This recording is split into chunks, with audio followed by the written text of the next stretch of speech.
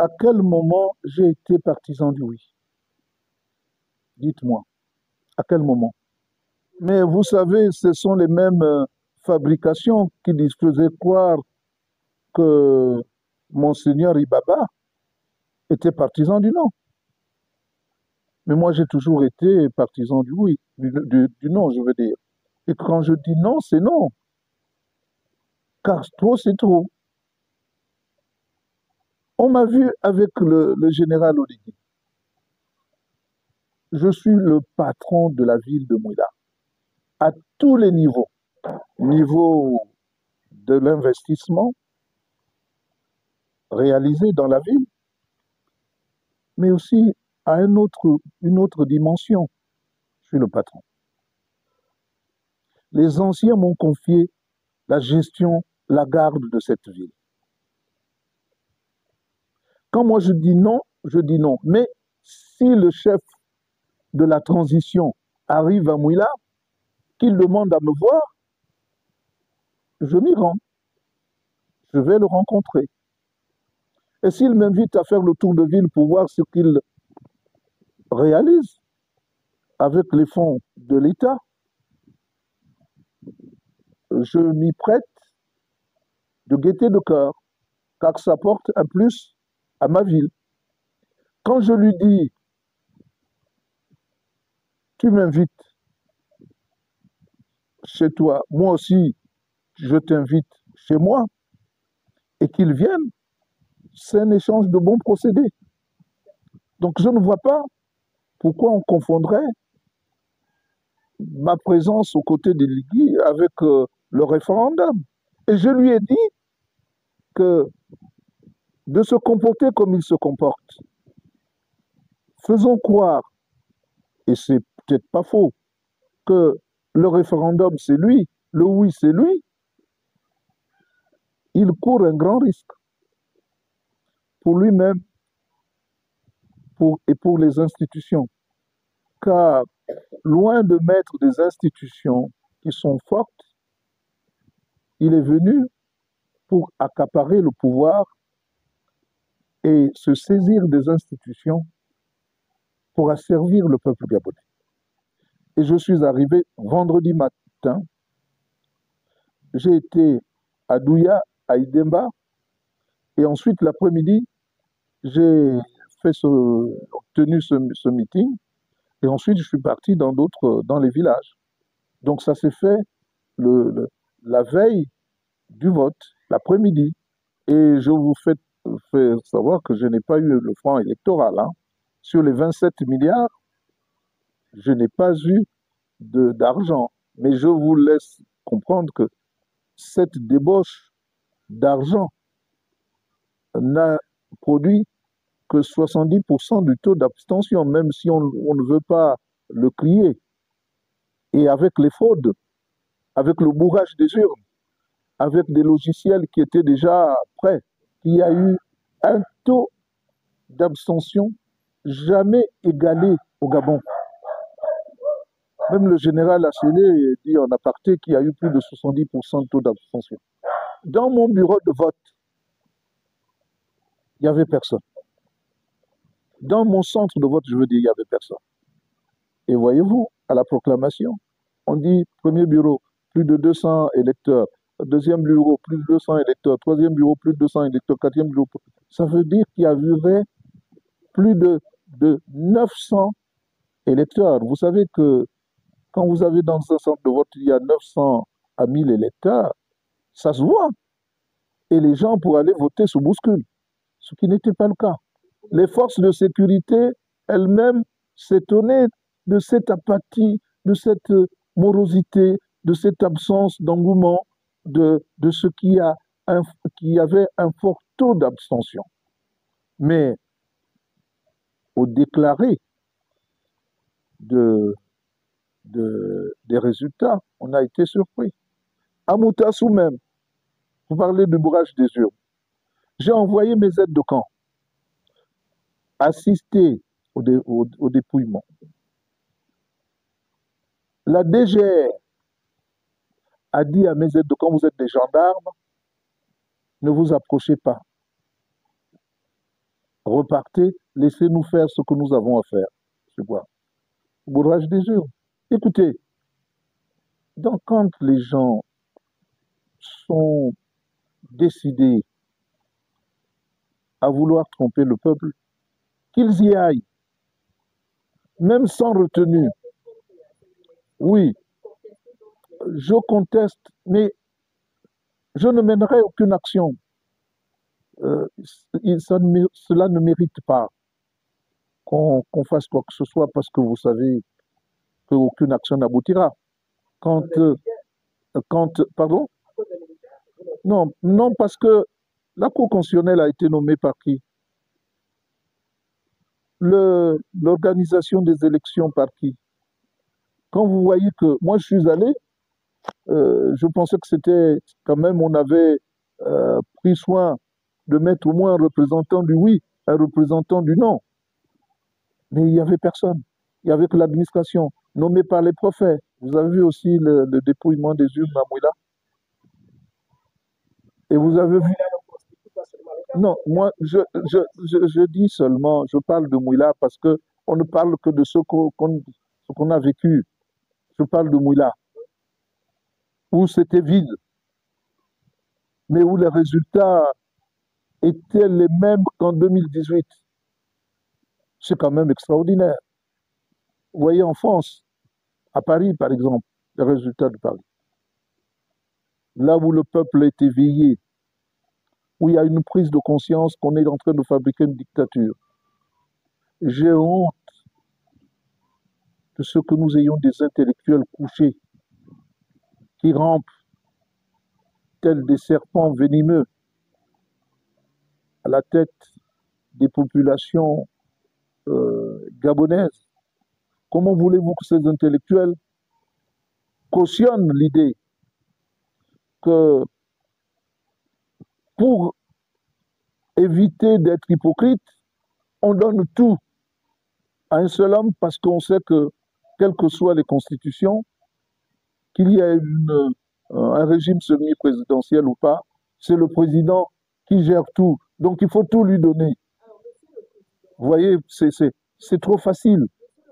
Écoutez, écoute, si c'est Oligui Nguema, je ne sais pas quel âge il avait,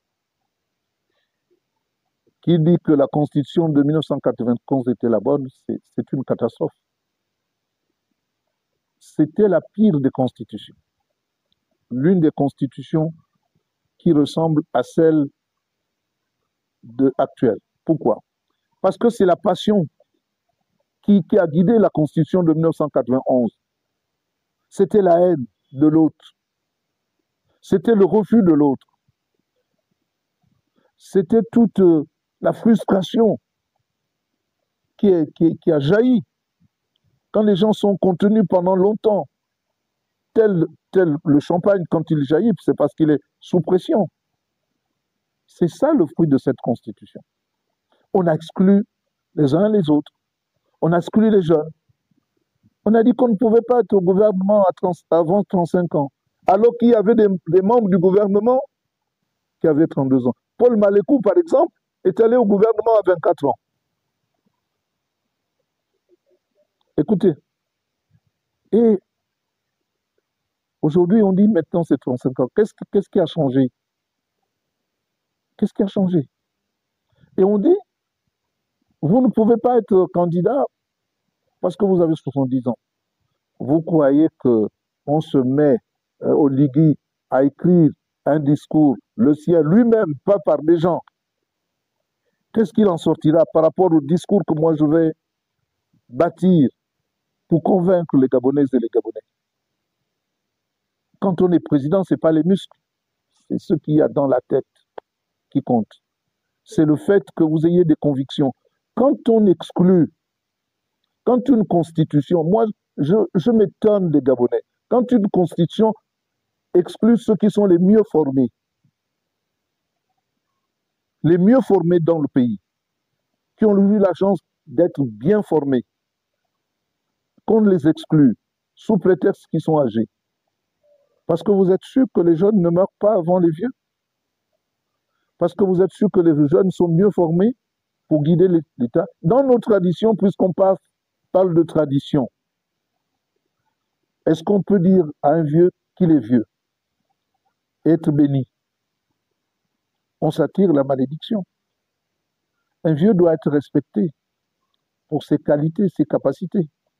Mais quand vous me voyez là, en dehors du fait que par jalousie, par haine, on dit que Malanga a tout. Mais j'ai eu tout en travaillant. Moi, je ne suis pas comme les autres Gabonais qui se complaisent à critiquer les Maliens, à critiquer les Sénégalais, qui, eux, viennent sans rien, mais viennent nous damer le pion dans notre propre pays. Et nous sommes là à nous demander, mais qu'est-ce que... Mais Saint Matthieu a dit, on donnera à ceux qui ont, ils connaîtront l'abondance, et à ceux qui n'ont pas, on ôtera même le peu qu'ils ont. Tous ceux qui viennent du Sahel, des pays difficiles à vivre, et qui viennent chez nous, qui nous vendent du pain, des boîtes de sardines, des boîtes de lait, du pain et autres, nous-mêmes, nous sommes là, incapables de faire la même chose. Et quand Malanga Boussavo, un révolté, dit « moi, je suis dans mon pays, je n'ai pas à être pauvre, je ne suis pas né pour être pauvre, je suis né pour vivre heureux dans un paradis terrestre comme le Gabon. Et je voudrais que ce paradis terrestre profite à tous les Gabonais. C'est un rejet d'une constitution. Mais voyez-vous, comment on peut dire, dans un raisonnement dans les débats, et les journalistes n'ont jamais relevé cela, mais nous n'avons pas, je m'excuse de journaliste, quand quelqu'un dit, c'est pour éviter l'hypocrisie ambiante, qui fait qu'on est un premier ministre du gouvernement qui ne gouverne pas, et c'est pour que le président assume toutes ses responsabilités de chef de l'État et de chef du gouvernement, et Foumboula de dire que dans ces conditions, le président n'a pas plus de responsabilité, de pouvoir qu'avant. Si on ne répond pas, c'est parce qu'on répond aux imbéciles par le silence. Déjà, cumuler deux fonctions suppose beaucoup plus de responsabilités qu'avant. Et pourquoi, au lieu de tout remettre au président, on n'aurait pas le courage de dire non? Le pouvoir exécutif, avec à sa tête le président et le chef du gouvernement, c'est trop déséquilibré. Donnons au président ses missions dans la Constitution. Il a des domaines réservés, qu'il nomme les fonctionnaires dans ces domaines réservés, et qu'au niveau de la justice, c'est un autre pouvoir, que la justice se gère, et par conséquent, le Premier ministre nomme aux autres fonctions dans les domaines qui ne sont pas ceux réservés au chef de l'État. Ça rééquilibre les choses. Mais les gens n'ont même pas ce courage. Ils disent non, il faut tout donner. Est-ce que vous avez vu dans nos traditions, souvent il est dit qu'on ne donne pas par dépit un chien à l'os pour penser qu'il va le refuser. Il ne va pas le refuser. Ce n'est pas tant des articles, parce que vous voyez que moi je parle jamais avec des papiers comme d'autres, ou avec un téléphone pour regarder tel ou tel article. C'est l'esprit même de la Constitution. Le fond et la forme. Le cumul de fonctions dévolues au chef de l'État. C'est inadmissible, inconcevable. Un, vous savez que moi j'ai été vice-président de la République. Je connais en profondeur comment les décisions se prennent. Le président de la République, qui a une majorité à l'Assemblée nationale, c'est lui qui nommera le président de l'Assemblée nationale. C'est lui, s'il a une majorité au Sénat, qui nommera le président du Sénat. Et s'il n'a pas la majorité, il cherchera à corrompre les partis en leur donnant de l'argent pour que son choix soit celui qui sortira pour nommer ou le président de l'Assemblée ou le président du Sénat. Parce que c'est lui qui détient les cordons de la bourse. Nous sommes au Gabon. Et vous savez que c'est lui qui nommera le président de la Cour constitutionnelle. Les deux proposés par l'Assemblée nationale ne seront proposés par l'Assemblée nationale qu'avec l'assentiment du président. Les deux du Sénat également. Même les juges qui nomment, les magistrats qui nomment leurs représentants, ils ne pourront pas le faire sans l'assentiment du président de la République. Alors, ne nous bouchons pas les yeux, ne soyons pas naïfs. Nous avons formé, nous avons voulu d'un dictateur, mais je vais vous dire une chose. Méditez-le. On dit chez nous, et c'est pourquoi je suis zen, on dit chez nous, chez les Pounous,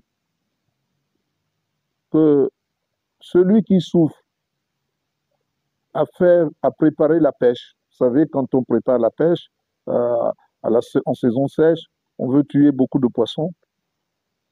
On met du poison, mais des produits de chez nous pour ramasser le maximum de poissons. C'est pas celui qui s'évertue à préparer la pêche qui récolte le gros poisson. Cela veut dire qu'Oligui Nguema, qui a fait cette constitution pour lui, non, parce qu'il faut, quand vous dites quelque chose, il faut aller jusqu'au bout pour que les gens comprennent. Oligui Nguema qui a tout fait et qui fait tout pour enfariner les Gabonais, il faut savoir qu'il ne peut pas être candidat. Il peut faire un passage en force. Il peut tourner le dos à l'Union africaine. Il peut aussi ne pas respecter ses engagements de remettre le pouvoir au civil. Il peut oublier qu'il a été ministre de la Défense et ministre de l'Intérieur un moment, pendant 5 ou 6 mois, avant qu'il ne se rende compte de sa bévue. Mais il peut tout nier. Seulement, c'est pas évident, en ce qui me semble, qu'il soit candidat aux élections présidentielles. Il a voulu exclure les autres, mais tout indique qu'il s'est exclu de lui-même.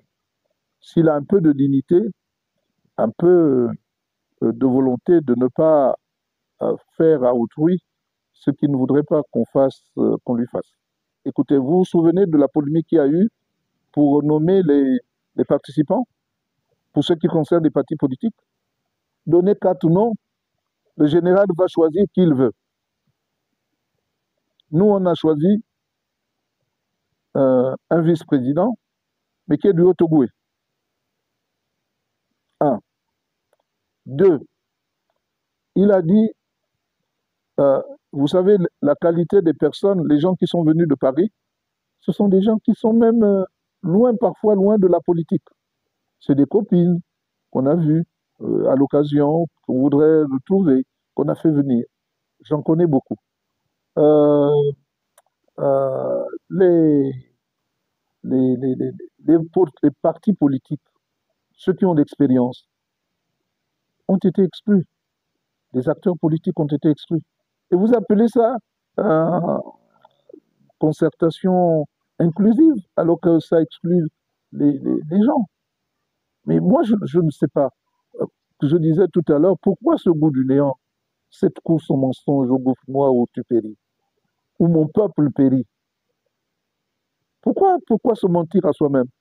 Vous savez que cette concertation n'a pas été autrement que voulue par Oligui lui-même. Et vous vous souvenez que le Premier ministre a donné la feuille de route avant même la concertation. Vous vous souvenez de cette feuille de route?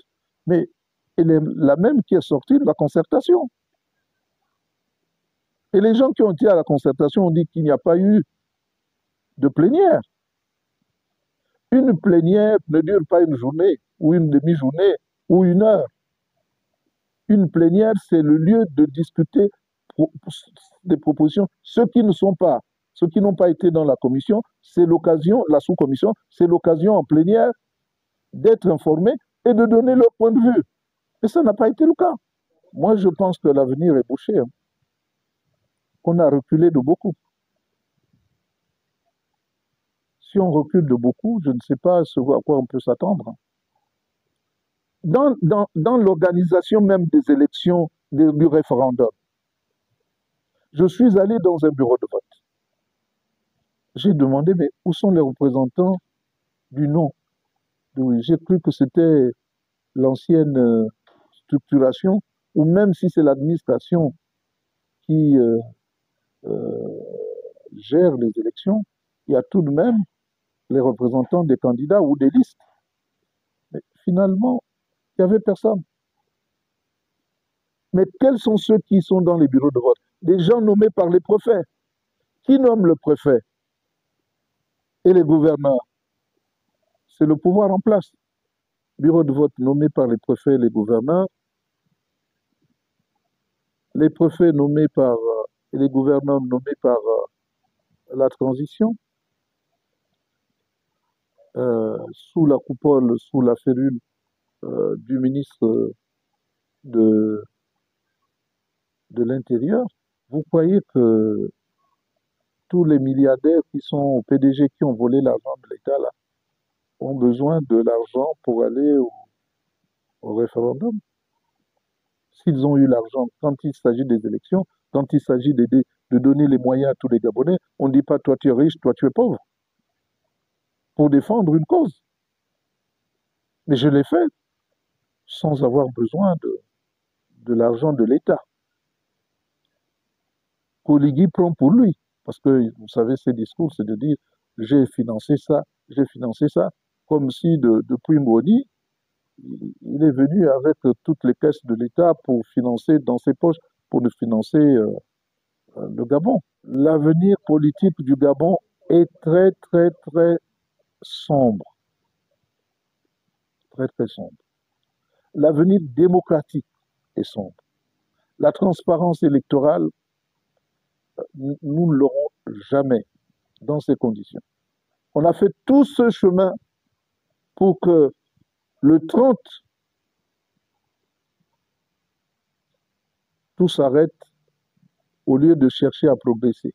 Si les militaires étaient venus en disant on recompte les voix et que en recomptant, on donne le pouvoir à celui qui a gagné, j'aurais dit ces militaires sont venus pour la libération. Mais qu'est-ce que les militaires nous ont dit? Vous, vous avez raté de prendre le pouvoir, nous le prenons et nous le gardons. C'est l'expression du gibier à Oyem. Il a pris le gibier que l'oncle n'a pas pu avoir et c'est désormais le sien. Il le goûte avec délectation et avec gourmandise et il s'en vante pendant que les chasseurs, tout haletants, attendaient que le gibier leur revienne. Certains sont allés même auprès de celui qui a pris le gibier pour quémander quelque part et sont devenus des esclaves, des mendiants, des irresponsables devant une telle félonie. Parce que c'est une trahison du peuple. On a trahi le peuple et on a roulé le peuple dans la farine. Et c'est pourquoi ce peuple a manifesté son désaccord par la forte abstention. Mais que le oui gagne dans ces conditions où les urnes sont bourrées, dans certaines zones, et c'est patent. Il y a même, écoutez, oui, oui, on a les preuves. On vous les aurait bientôt au niveau d'Africa 24, au niveau de France 24. Quand le moment sera venu de les diffuser. Et même la première chaîne les a reçus, mais n'a pas voulu en faire étalage. On a les preuves. Et c'est une honte. Quand on va étaler ces preuves, vous allez voir ce que c'est. Les logiciels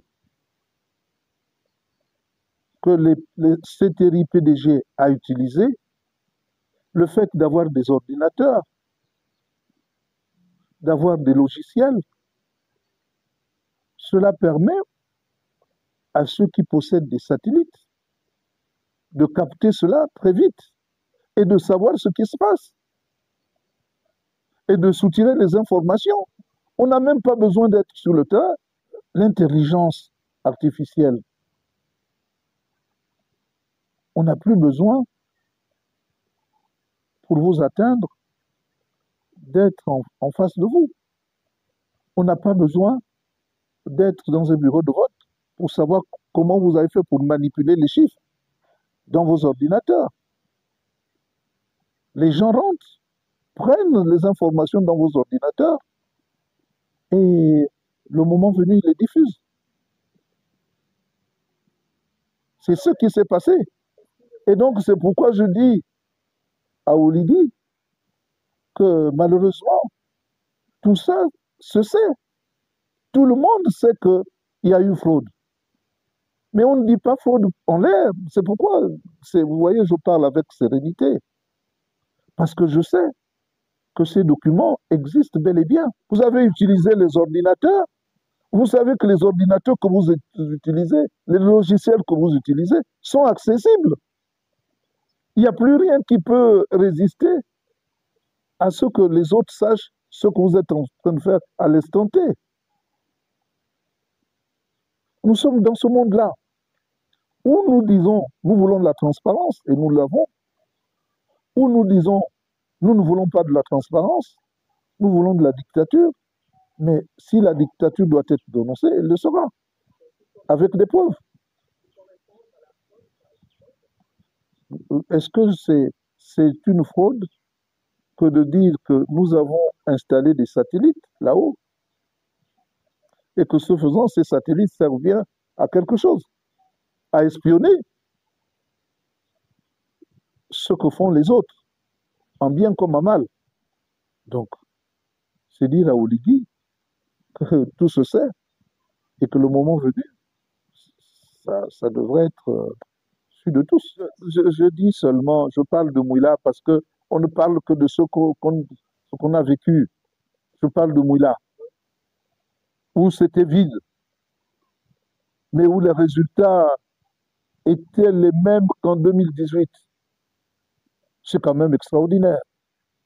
Vous voyez en France, à Paris par exemple, les résultats de Paris. Là où le peuple est éveillé, où il y a une prise de conscience qu'on est en train de fabriquer une dictature. J'ai honte de ce que nous ayons des intellectuels couchés qui rampent tels des serpents venimeux à la tête des populations gabonaises. Comment voulez-vous que ces intellectuels cautionnent l'idée que pour éviter d'être hypocrite, on donne tout à un seul homme parce qu'on sait que, quelles que soient les constitutions, qu'il y ait un régime semi-présidentiel ou pas, c'est le président qui gère tout. Donc il faut tout lui donner. Quand quelqu'un dit c'est pour éviter l'hypocrisie ambiante qui fait qu'on est un premier ministre du gouvernement qui ne gouverne pas, et c'est pour que le président assume toutes ses responsabilités de chef de l'État et de chef du gouvernement, et Fumboula de dire que dans ces conditions, le président n'a pas plus de responsabilité, de pouvoir qu'avant. Si on ne répond pas, c'est parce qu'on répond aux imbéciles par le silence. Déjà, cumuler deux fonctions suppose beaucoup plus de responsabilités qu'avant. Et pourquoi, au lieu de tout remettre au président, on n'aurait pas le courage de dire non? Le pouvoir exécutif, avec à sa tête le président et le chef du gouvernement, c'est trop déséquilibré. Donnons au président ses missions dans la Constitution. Il a des domaines réservés, qu'il nomme les fonctionnaires dans ces domaines réservés, et que, au niveau de la justice, c'est un autre pouvoir, que la justice se gère, et par conséquent, le Premier ministre nomme aux autres fonctions dans les domaines qui ne sont pas ceux réservés au chef de l'État. Ça rééquilibre les choses. Mais les gens n'ont même pas ce courage. Ils disent non, il faut tout donner. Est-ce que vous avez vu dans nos traditions, souvent il est dit qu'on ne donne pas par dépit, un chien à l'os, vous pensez qu'il va le refuser. Il ne va pas le refuser.